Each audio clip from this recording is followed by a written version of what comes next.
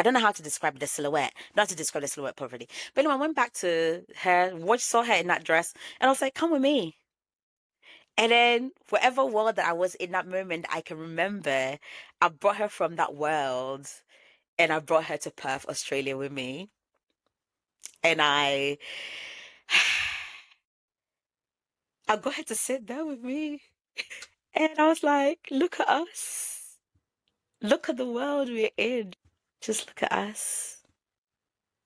Just look at it. Like be driving me crazy, like, and my friends be like, it's not that deep, right? And the fam be saying, you're in your feelings, what? All I know is, life is raggedy. We are on. Okay. Oh my God. I can't believe I'm showing my face. Oh my goodness. I can't believe I am doing this. Wow. It's been a lot of work and a lot of healing. Anyway, welcome to the Reforming Pessimist podcast. A bit shorter face. It's your girly Abanga. And for the small people that listen to me, it's been a while. I have not put anything out since last summer. I mean, since this summer, because I'm recording before the New Year's. So hopefully, anyway, I've not put anything out in a while. In a bloody long while. And I'm now on video. Why is that? Why is that? But anyway, welcome to the podcast. It's been a minute. I really like this podcast. It's kind of something that I'm finally like, being able to, get my creative juices through and, kind of like explore myself, get to know myself a little bit more better. And, I've not planned this, guys. Like, I'm just like randomly just getting up one day to be like, let me just record. Let's see how it turns out.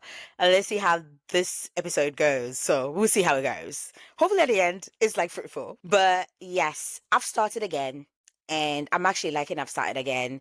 Also, I've come to realize that I've got a pretty face, guys. So you guys need to see it. Look at this beauty. Look at it. And I've realized as well that like, I think my personality shines more when I'm like, being watched. The narcissism. Love it.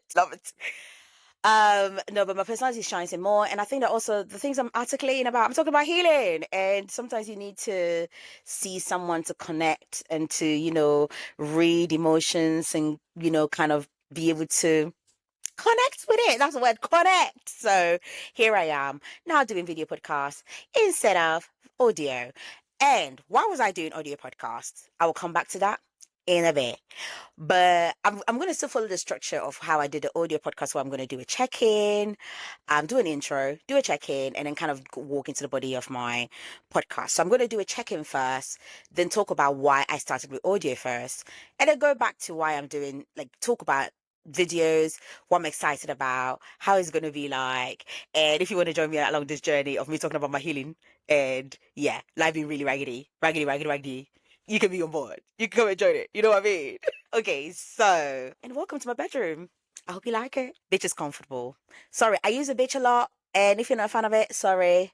It's just I like to refer to myself that way. You know what I mean? Because I've been called that a few times. And you know what? I like to claim it. A bitch. Yes. So, check in. I hope the sound goes. Yeah. Okay. Raggedy.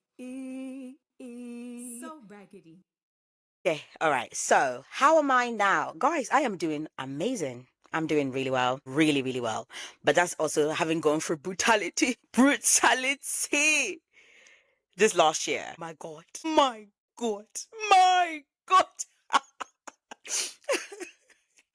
Yeah, it was one of my most toughest and most exhilarating year, but also I'm so grateful for it at the same time. I ended it with a note. I will talk about that at the end actually, because I feel like I need to add it onto my first episode instead of doing a solo episode about it, because I can talk about it around it. But anyway, I'll go after my check-in. I'll talk about everything that's happened.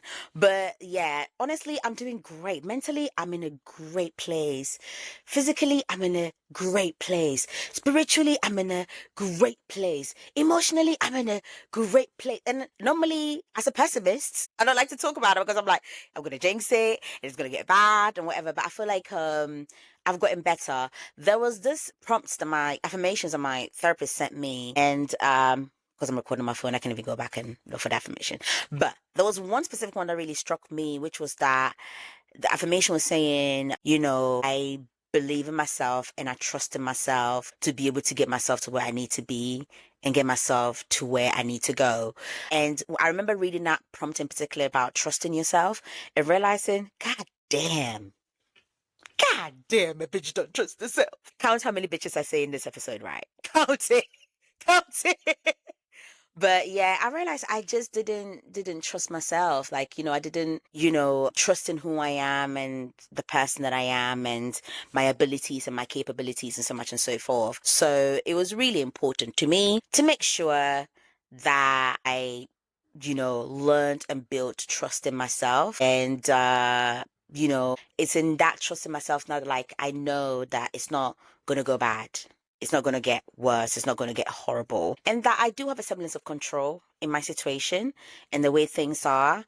And the things I can control, I can control. But the things I do make sure to put an effort into it and protect myself and look after myself, make sure that like I'm okay and I'm doing the right things and stuff like that. And I think the trust in yourself, it comes with a lot of work, a lot of introspection, and a lot of self-love, like, what I mean, to be able to literally come to a place of trust in yourself, because you lose trust in yourself when you've been through so much, when life has hit you so hard, and when you've made stumbles and made mistakes, some partly your fault but others not, because of if you literally, you're a product of your circumstances, you're a product of where you come from, your environment, everything like that. They all inform the version of yourself that you become, and in some cases you lose that version of yourself that really is building you up, and you start to lose trust in yourself and your abilities and your capabilities. And I truly, truly believe that we are all brilliant. I think that we're all amazing. It's just that a lot of us lose touch of that. We lose touch of that version of ourselves, that trust in ourselves, that belief in ourselves, that like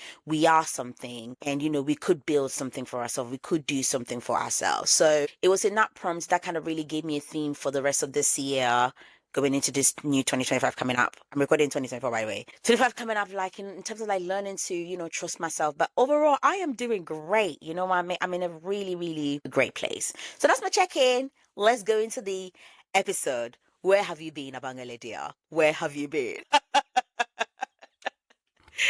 Okay, so now into where have I been? So I can't remember the last episode I put out. I'm not gonna lie. Something about depression, something about sadness, something about life being hard. Honestly, this last year was from the beginning, right? Too close to the end was very tough because for the first time ever I was confronting myself.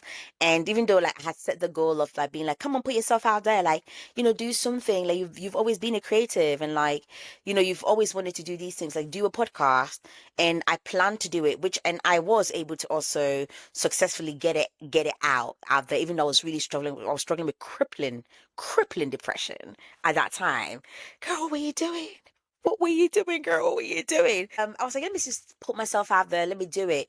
But I underestimated how much the toll of my mental health was going to take on me in doing the podcast. And as things got tougher and tougher and tougher, even though I found a lot of joy in doing a podcast, I had to kind of let it go, and let things go. I remember I had a conversation with someone, and I was like, oh my God, like there's these massive things that I'm taking on right now, and I don't know how I'm going to be able to juggle it. And the person was not giving me great advice anyway, but we end up in a situation like that. They were like, oh, well, you have to carry it anyway. And I'm like, but then again, going back to the theme of my check-in in trusting yourself, I should have trusted myself to know that like I can come back to this, but I needed to let go of certain things and prioritizing the main thing which needed my most attention, which was my mental health, which was my well-being, and which was basically dealing with myself. So I was basically confronting myself as a child, facing little me, and it was tough. Now I have a full rounded story about that actually, because I remember in the beginning of the year, like finally confronting myself at like 8. Like 8 is a big age for me. It's like a very important age for me because I had one of the most traumatic things happen to me at that age. Very debilitating traumatic thing happened to me at that age. And that girl followed me everywhere I went. When I was depressed, my depression ended.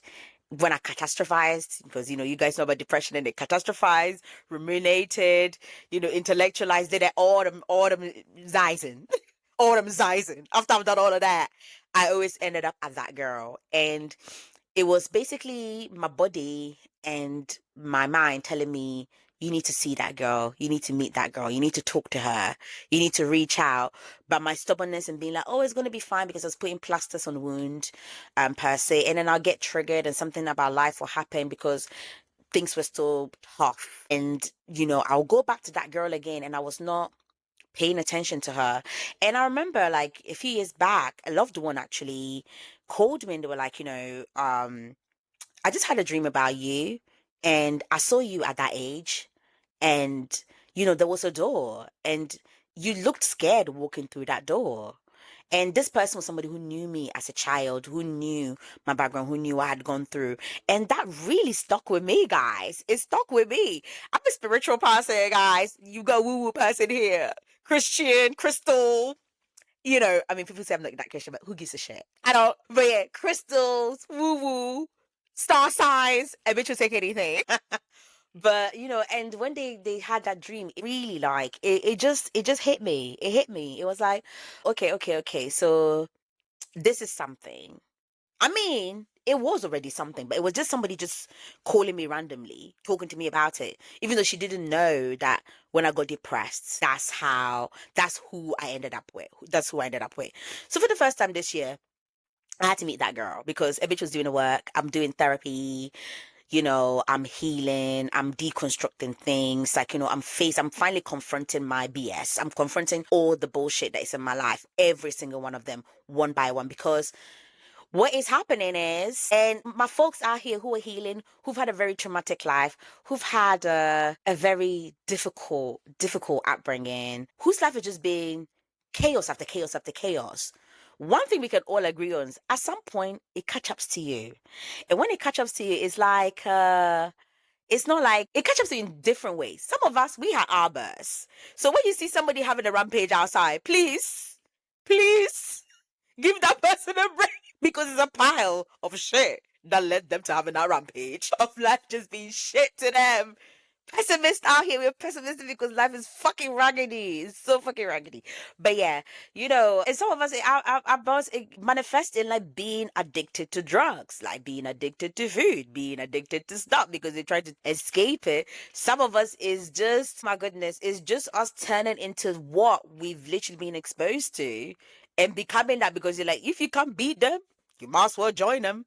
And those people too, because what could you do, right? And then in some cases as well, your body start to tell you. You know what I mean? I'm hearing stats about how like women are more likely like to have what's it called arthritis and all of these chronic illnesses because we hold in so much of our trauma. It's mad. Like a lot of us carry so much trauma and we just don't deal with it. We just don't focus on it. We just don't heal, do nothing. And then at some point, my body was like to me, bitch, sis, come on. And it was manifesting in backaches, knee aches. Like my body was just hurting. And I would try and do something thinking, oh, it's like going to improve my life or like get me to do better. And my body's like, what the fuck?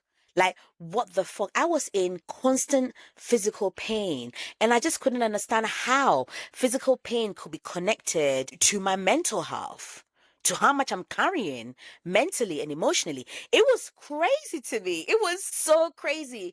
And top of that, health stuff, health complication, and you're like, okay, all right, I need to fix my mind because if I don't fix my mind, I'm literally leading myself to death. And there was also this side of it as well where like it was kind of like a boiling point of everything rising and then now the finally, like I've had little bursts, nice, cute, sweet. This one was not even a champagne explosion, guys. This was like a bomb. This was a bomb. It was a timer. The timer was ticking and the bomb was like, okay. And I remember I had a breakdown, a massive, massive breakdown. Was on the phone with a friend for like 2 hours. And at that point, I had had a few assessments because I was like, because my body was hurting so much. Things were just like going so crazy. I was like, okay, I need to go to therapy. I need to go figure out what this is. Like, what is the problem? Like, what is the issue with me? Like, I'm like, you are doing well career wise. You've done well. A lot of things are working out for you. So what is your problem? And again, that's a lot of the time. Like for us people who are survivors, who have been surviving for a bit now, we kind of dismiss it because we make everything physical. It's like, okay, these are the physical things I have, so therefore I should be fine. And like without you being healthy mentally, emotionally, spiritually, so and thinking that you can just be physically healthy is just bullshit. They all need to line up. And so I was having assessments, and I had an assessment with this specific lady who was like amazing. I've had so many assessments with these therapy assessments, and all of them have been shit. They're kind of like, they're very NHS, like, let's just get you the surface of, oh, it's just anxiety. Okay, let's fix anxiety. But this time, this person basically walked me through my history. So she was like, okay, let's start from the beginning of your history, girl. Jesus. Yay, yay, yay. Guys, some of us are carrying shit. We are carrying shit and shit. And my goodness, it was, and this was like in the beginning of the year. So I was like walking them through every single thing that I've been through. And then at some point, you sit there, you're counting, and then there was 1, and then there was 5, 13, 20, 20, 21. Because you're counting them and you're like, okay, this is not healthy. This is not healthy. You can't be carrying this much and be healthy. You just can't. It's just not healthy. It's just not healthy. And this lady was like, I'm not gonna lie, I'm not gonna diagnose you, but yeah, I'm gonna send you some leaflets. Just read through them to understand yourself a little bit better. I mean, it wasn't like that, guys. I'm adding salt and pepper, sugar and spice. You know what I mean? Some Maggie. You know what I mean? To tell the story. So it was very professional, but I retell it in my very own kind of Abanga lady way. And so like this lady then sent me some pamphlets, and the pamphlets were about like, high anxiety, being chronically anxious, being chronically depressed. And the other thing was about complex PTSD. And I had never thought of myself as a PTSD. And so when I was having that breakdown with my friend, I was like, God, and she thinks I may have PTSD.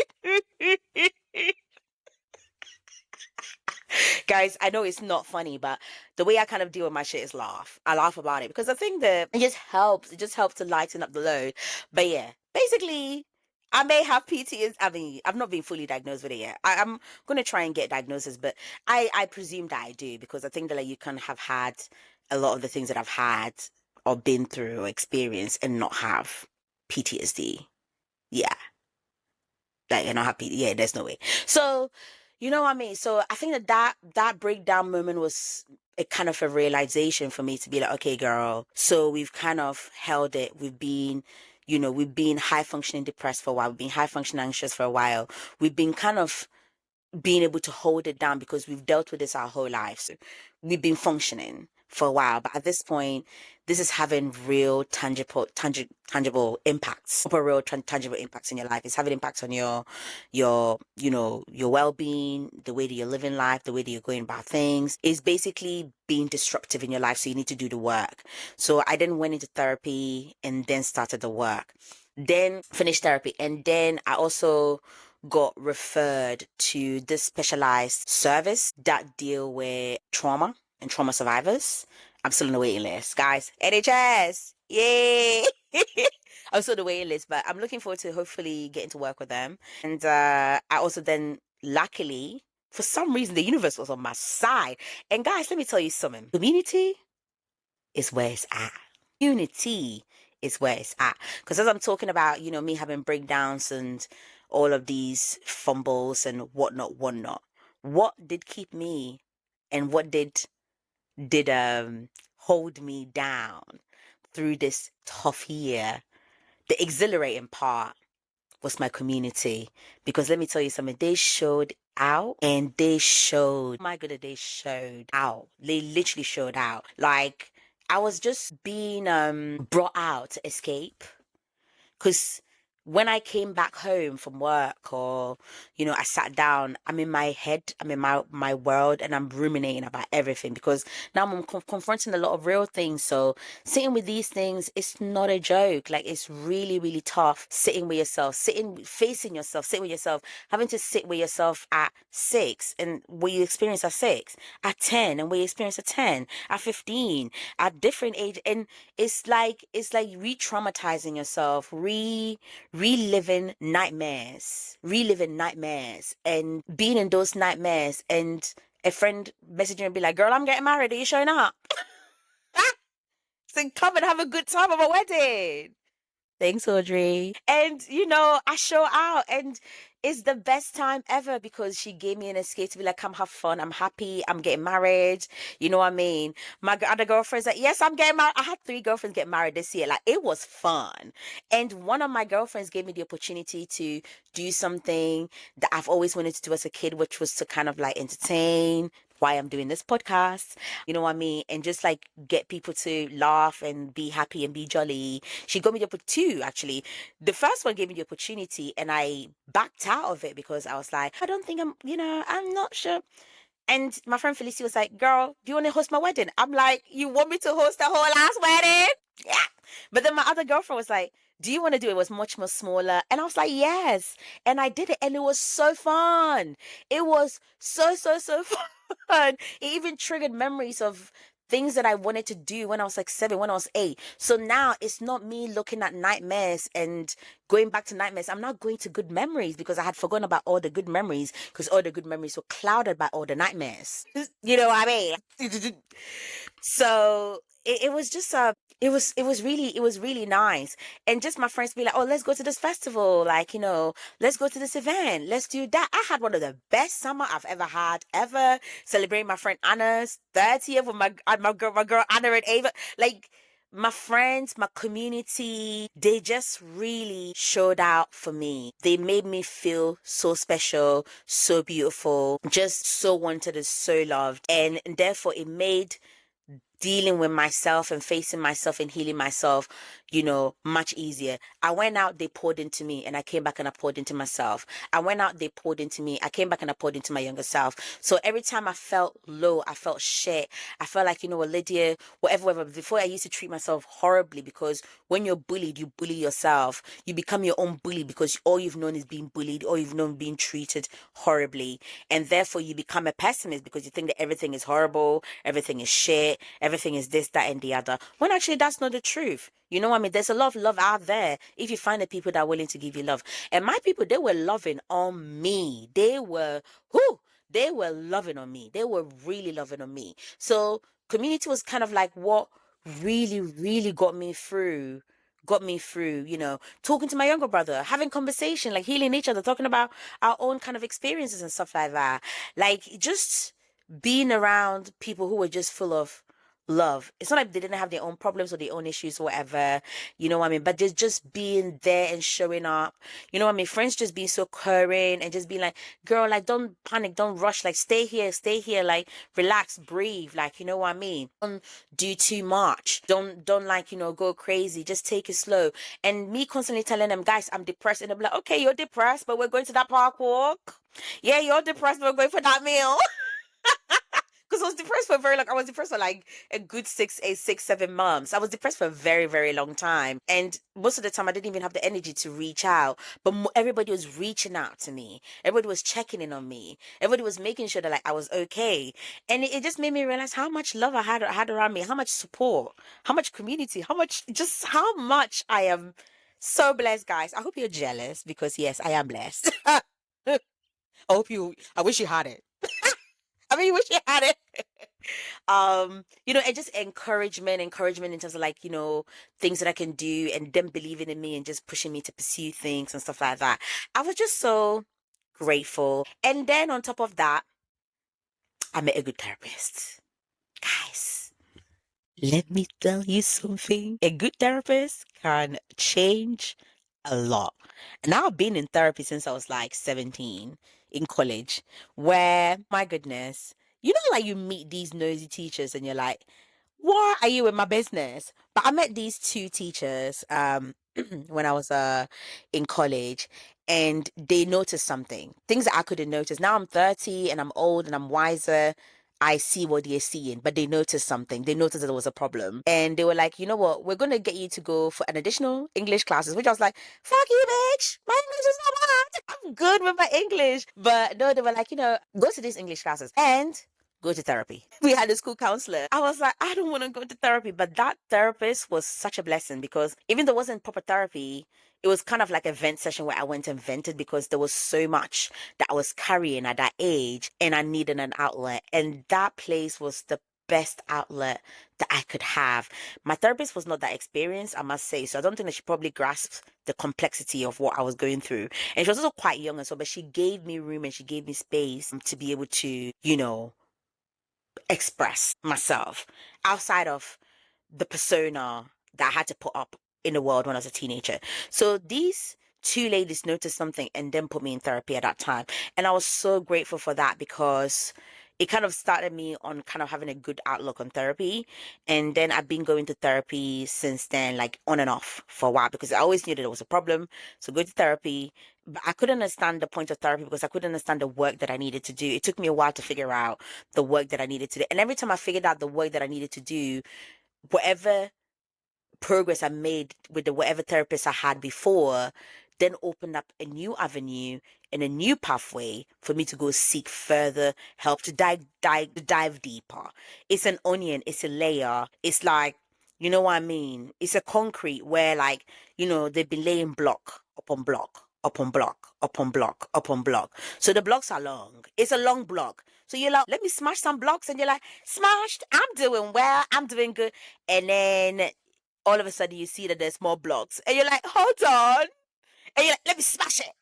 And I smash it again. It's like, girl, there's more. I'm like, for fuck's sake. But I think that for the first time, I got to the bottom of the pit. I've gotten to the bottom of the pit. And then now it's now basically cleaning it up and restructuring it, like reusing the blocks to not chucking the blocks away because I'm like, oh my God, this reusing the blocks to kind of build foundation. I've met some great therapists as well, but I didn't have them for long either because I couldn't afford them. They were through free service or whatever. But finally, I got to a place financially as well I could afford to pay for therapy. And again, the reason why I went to community and talked about community was one of my friends who knew I was very, very depressed. She runs an organization for women, elders' daughters in an immigrant household. She's just phenomenal, Yasin.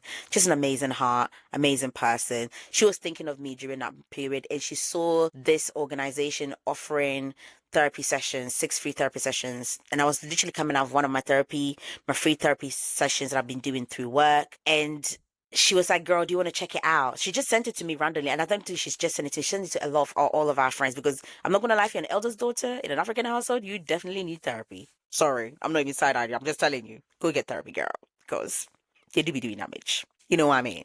So she said to a lot of us. So I signed up, going to the organization, and also the assessments also was like the second best assessment I had, other than the one that basically referred me to the trauma service therapy. So this therapy session, they gave me a therapist, didn't like her. Shit.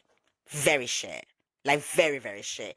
As in like a therapist who doesn't understand the boundary of professionalism and you know, keeping like when you're a therapist, I don't want to hear about your problems.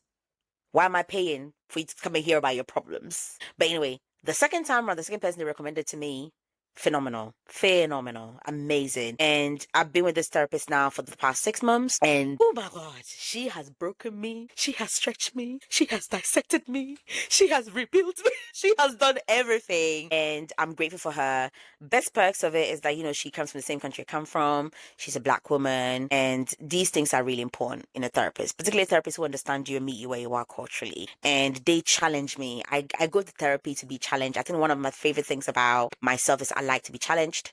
I don't like things to be easy. I like tough things because I'm like, that's kind of been the theme of my life. Be tough, get through it and get to where you need to get to.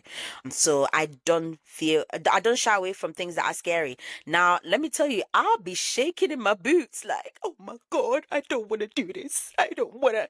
And I still do it anyway because I'm like, I have to challenge myself. I have to keep pushing the boundary. I have to keep pushing myself off my comfort zone to get myself to where I need to get to. So I go into these sessions and she challenges me. You know what I mean? I have narratives and she, dissects those narratives. And so it has really been helpful to me and to my healing and to just my freedom.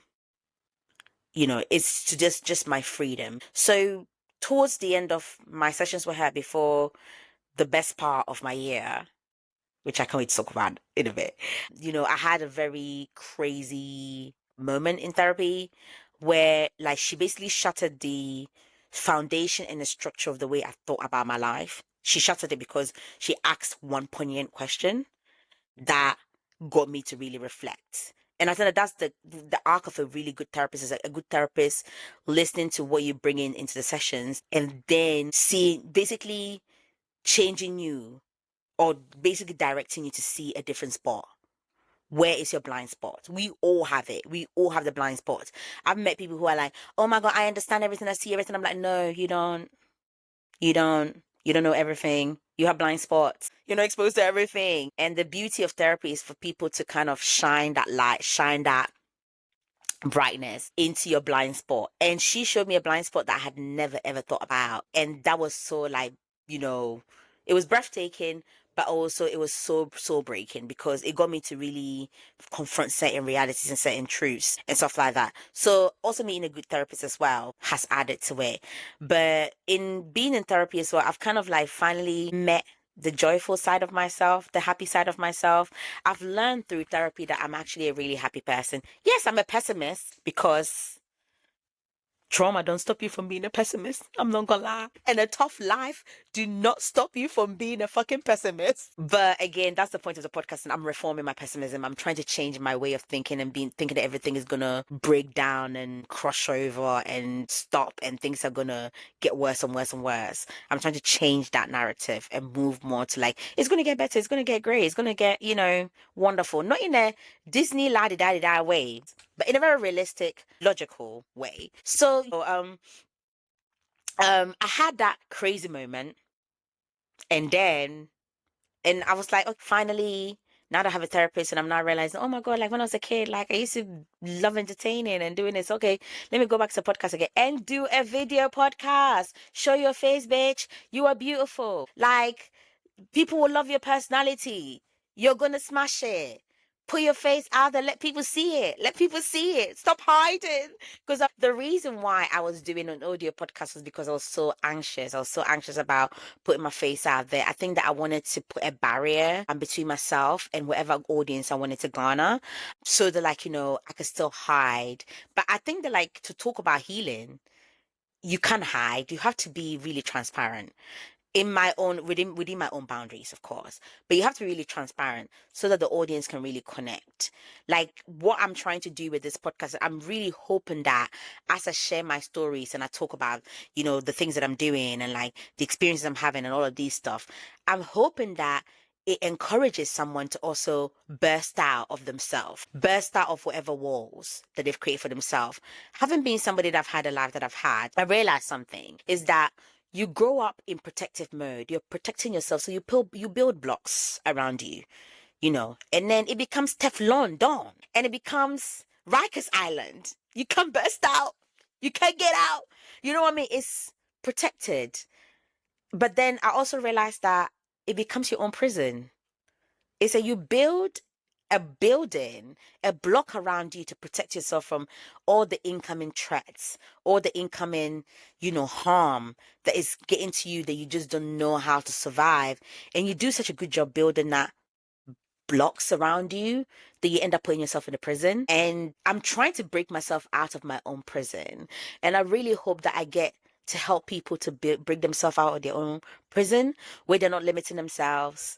You know what I mean? Where they're pushing themselves more than they could ever, where they're loving life, where they're living life, where they're being happy in life, where they're actually enjoying life, instead of constantly being anxious and fearful of what life could be, what life could do to them, because life has been so harsh to them for a very long time, that they truly believe that like it's going to keep being keep being harsh and harsh and harsher, for them to actually get to a place of being relaxed, depending on whatever circumstances that you're in. You know what I mean? To still see the beauty and the joys of life, to still see the awe and just the awakeness of the world, the nature, the life that we have around us. You know what I mean? It's I'm hoping that I'm able to get people to get to that place, to not limit themselves, to see themselves as worthy of having things, of building things, of being entitled to things. You know what I mean? And that knowing that your life is not limited to your trauma. And I'm also hoping I can get people to leave victim mindhood and victim mentality. There's nothing wrong with being a victim. There's nothing wrong with, being stuck in victimhood. It's actually justifiable. I'll say you're within your right. My goodness, you are entitled to be a victim. But does your victimhood serve you? Does it get you to move forward? Does it get you to do well in life and do things and appreciate things and be in life and experience life and really like hone into life and feel it, and like really, really feel it. So I'm really hoping that I can get people to find joys through life. And yes, life is raggedy, but we are gonna make sure that even in that raggediness, a bitch is busting a move and giving it a twerk. You get me? So after that chaotic session with my therapist, that life shattering moment with my therapist, I then had the privilege to go see my girlie. I met her at uni in Australia. It was something that we had been planning for a long time. I even booked my plane tickets in the beginning of the year. Didn't really think about it much. I was excited to see her. I had missed her so much. She was my second friend I ever made. Just a heart of gold. A heart of gold. Again, community, guys. Community. Are you jealous here? And she's just one of my bestest friends through the year, like even through my depressive period, I'll send her like these 30-minute voice notes telling her about things, what's happening, my depression, what's going on, whatever. And she's giving me encouragement, and she's known me for a long time. So like the same things that she'll be like, so now that you're talking about this now, it makes sense why you have this, that, and the other. Again, your friends really reflect you. Like it's that the people that you have around you, they're a reflection of yourself. So make sure that you're choosing good people to surround yourself with. You know what I mean? Make sure you're choosing good people to be good friends with. And there are some friends that you're going to outgrow. And that is also normal. That's just part of it. There's some people who come and be a massive blessing.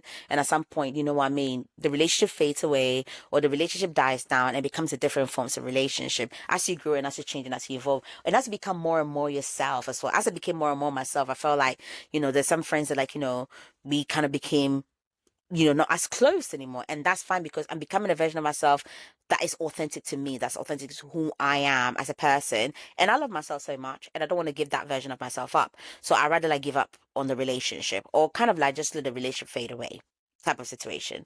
But this person, like we've just always connected because she basically embodied authenticity. She's a very authentic person. So it allowed me to also be authentic in ways that in moments in my life where I wasn't feeling like I could be authentic, I could with her. Anyway, I went to see her in Australia and my goodness, she gave me the best goddamn time of my entire life. Like, so when I went to Australia, she took me because it was all our 30th this year. So she took me to Bali and, I had the best time in Bali. It was a good escape because I was still like reading off like the bomb that had dropped, the multiple bombs that were dropping in my life, but the bomb that had dropped, the bomb that had dropped. I need to stop laughing at my problems. Anyway, I was reeling off some of the bomb that I dropped, and I also had a lot of things going on at the time. She was like, girl, I'm going to give you a good time in Bali. So we went to Bali, and her friends and her chef's kiss, guys. Love you so much. Love you. Thank you so much. Thank you. Thank you. Thank you. Thank you. I'm so grateful. They just gave me a phenomenal time. Like, I don't like sleeping in the same bed with people because of like safety thing for me. Even though I feel safe with my friends, it's a safety thing for my body. It's like, but even like sharing a bed with my friend, like just being on the same bed with her, like being in her home, like where she shares with her friends and just feeling so at home. More so than my own home, my dad as well. There was just this feeling, this aura. like sitting in her back garden, just listening to the trees make noise and watching the stars from her back garden. Like there was just moments that were just so calming and healing for me on that trip. That was just very pivotal to kind of the version of the person that I wanted to be, the version of myself that I wanted to be, and where I wanted to take myself to moving forward. So we came back from Bali, then had a phenomenal time. The beaches, one of the most grounding things I ever discovered whilst I was in Australia was the sunsets. It was one of my favorite things there, like my most favorite things, because there's nothing that is so humbling than watching the sunset. Watching that big, large, bright light that is so beautiful, that just ascends, and also like you've got beautiful beaches and oceans and in Australia. So you see this beautiful bright thing just going down the ocean, watching all the birds fly through it. Like if it was a cloudy day, how the sun was going to set through the clouds, how it illuminated through the clouds, the colors that changed. It was just, oh my goodness, it was wow. And it also made me feel so centered. It was the most, like, it's the first time, like I said, I've really connected with God, that I've really connected with God. Because when I watching the sun, I felt like, wow, I was in the presence of God. I was in the presence of like, God just ascending, because it was just like so calming to watch. And we did it on a regular basis where like I was having a tough day. She was like, let's go to the beach and watch the sunset. It was just nice. Australia was such an amazing trip. It was so, and just on top of that, I saw the people, her friends, her community, and just their heart, just their love, just their compassion. Oh my goodness. Oh my goodness. It was just a beautiful, beautiful trip.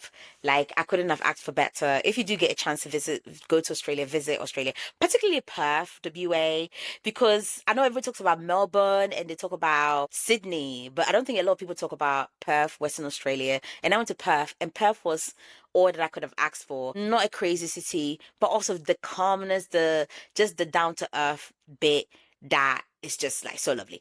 But anyway, so the reason why I wanted to talk about Australia as well was that there was my last few days on the trip. My friend took me to this island called Rottnest Island, and it was just this like kind of like island outside of like Perth, and it was just like very secluded, so beautiful, just gorgeous, gorgeous place, like just gorgeous place. And they have these different, they call it coves, I think, different coves. Girl, I'm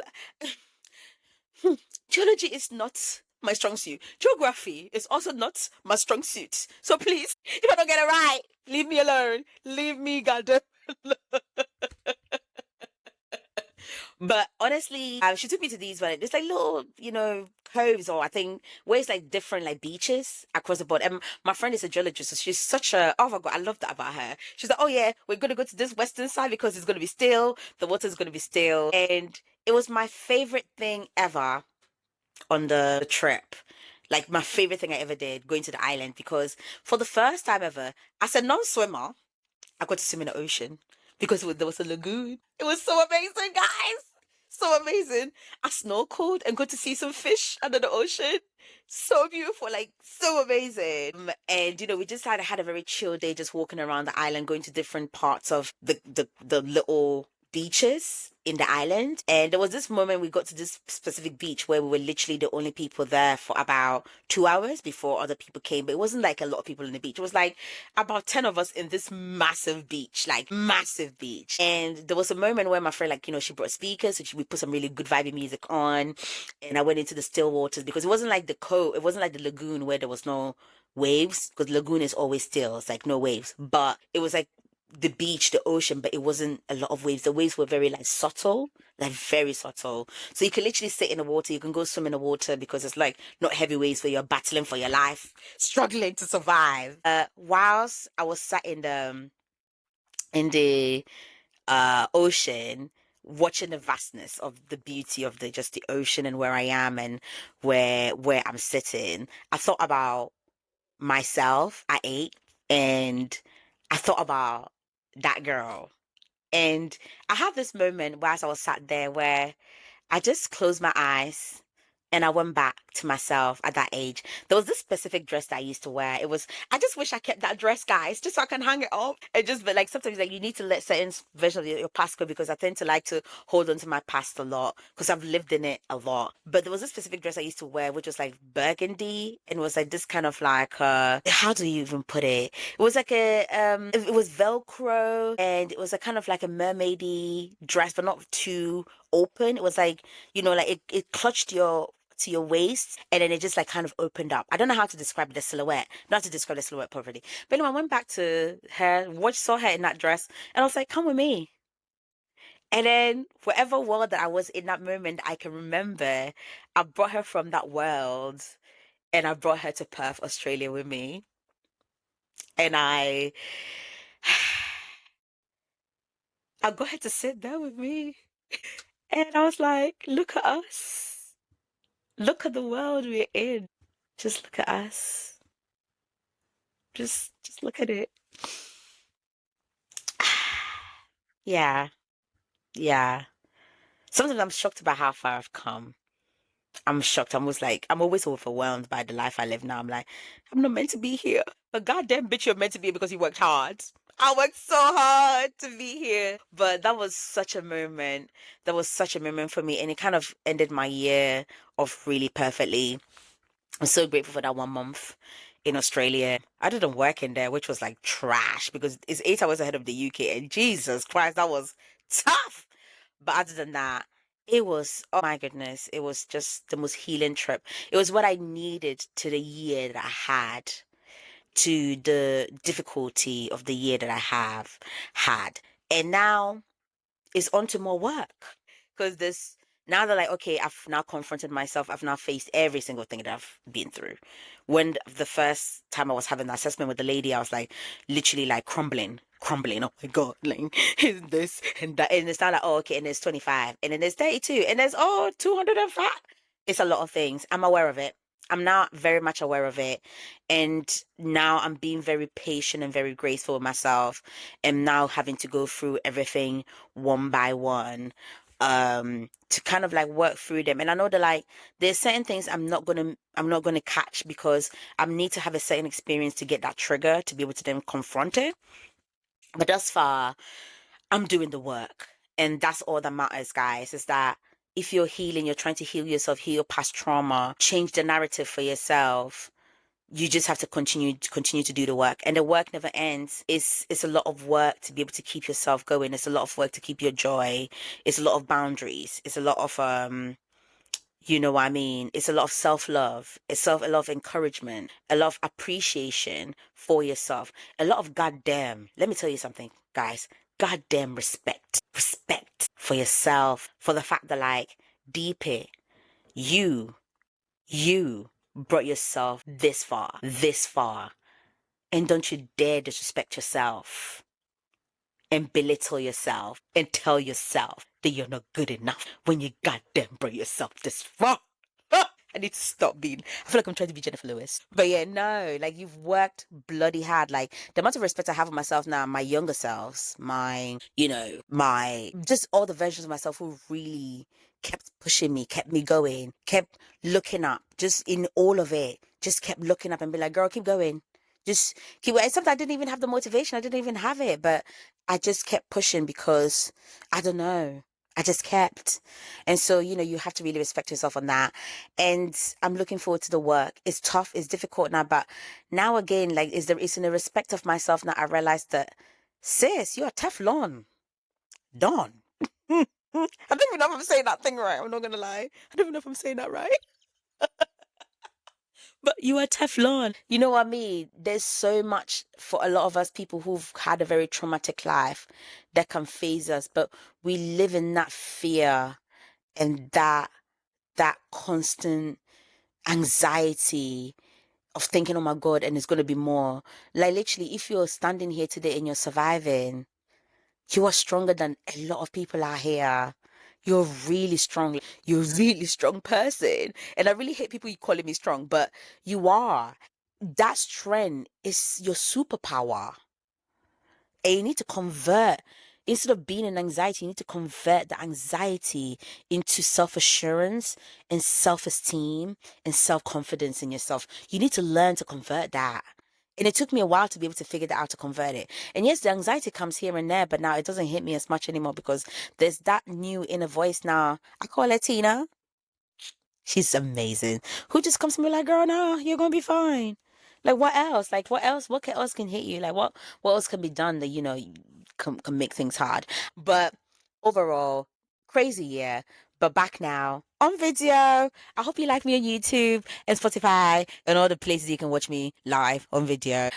And I really hope that like this podcast, I'm gonna try and do it weekly. If I miss a week, sorry guys. Life may be life. But I really hope that everything I'm putting out there, like it reaches your heart. It help lifts you up and help you realize that, like, you know what I mean? Like, life is also for you. Life is also for the living. You can live. Yes, you may have tough situations around you. And you may think a lot of people don't understand you. But let me tell you something. There's more people that are going through what you're going through than you realize. There's a lot of us out here going through it. And I think it's because of how I've lived an observant life to realize that a lot of people are suffering and struggling out here. It's not just you. So don't be stuck in victimhood. Yeah? All right. Love you all. Thank you for listening to me on Looking Forward with the Pessimist podcast. It's Abanga, Lydia. It's good to be back. I can't wait to be doing more of this, next year. And I'm thinking of becoming a host on people's events. So if you need hosts, holla at a bitch. Bye. Okay. Pause.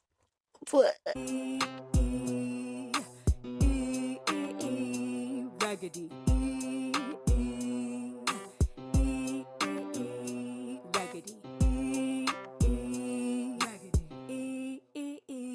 Raggedy.